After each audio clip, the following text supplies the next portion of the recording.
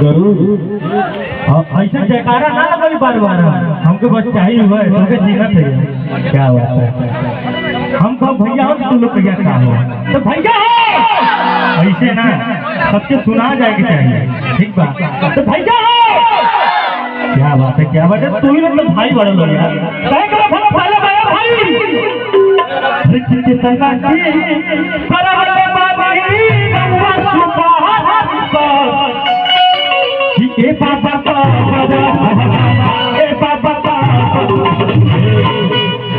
भुला के नहीं एगो बात हमारे परम आदरणीय सुनो सिंह जी और बड़े बढ़िया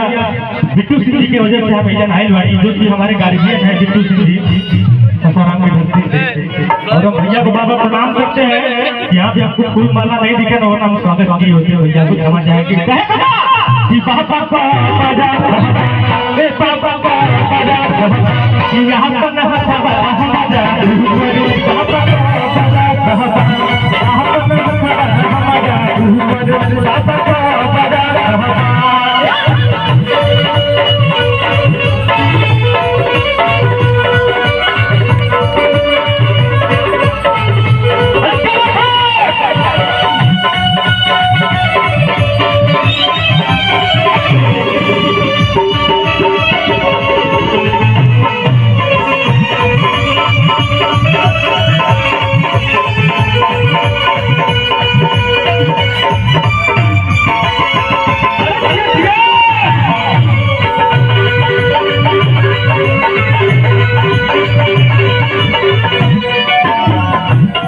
भैया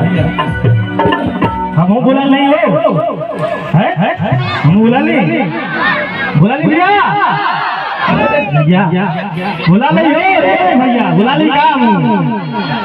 तू लोग ना बोल वालों का मतलब कसम खा के लोग जो सारे तू ना बोल तू बोलबे हम ना बोलो हैं देखो 12 बोला तो बुलाई क्या बात है भैया कहे के बात ही बा कि कहली जयकारी लगाओ क्यों ना लगू।